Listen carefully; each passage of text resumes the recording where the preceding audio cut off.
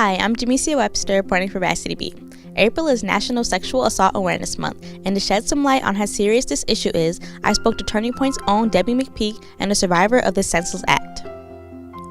All across the United States, April marks National Sexual Assault Awareness Month, and during this month, activists raise awareness about sexual violence and educate communities and individuals on how to prevent it. Also during this month, they will be having their Teal Ribbon campaign because indeed, teal is the national color to be spread across the communities to present awareness for this special month. So during the month, we also display our survivor quilts. We have quilts that have been put together of patches written by survivors, significant others, and we have a volunteer that makes our quilt. We display that across the county.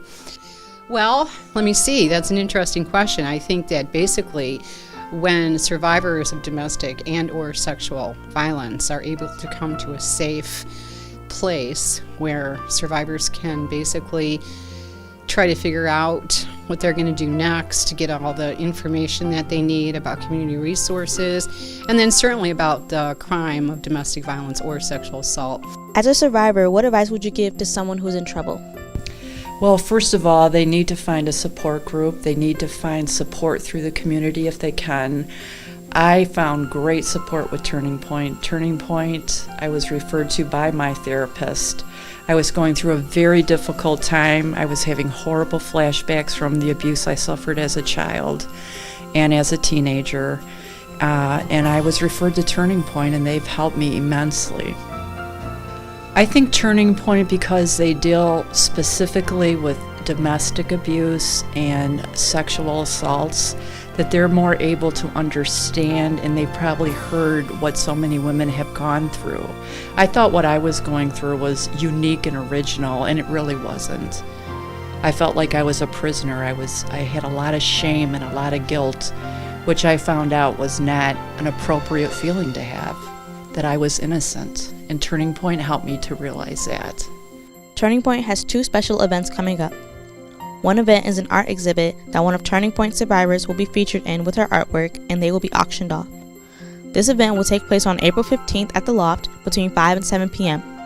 Another event is the Spirit of Leadership on May 15th with Kim Worthy being the keynote speaker.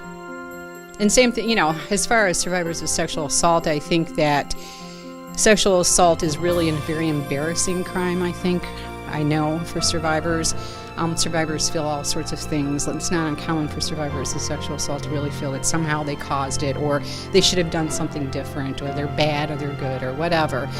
And so it's very difficult sometimes for survivors to make that leap. Okay, well, here's a crisis line, and I'm going to go and call it, but I don't know who's going to be on the end of that line. So they're sometimes feeling very vulnerable. But if you have the crisis line number for places like Turning Point, it might be in your best interest to just give us a call. National Sexual Assault Awareness Month engages adults in supporting positive youth development and encourages young people to be activists for change. So this April, use your voice to impact our future. For Varsity Beat, I'm Jamesia Webster.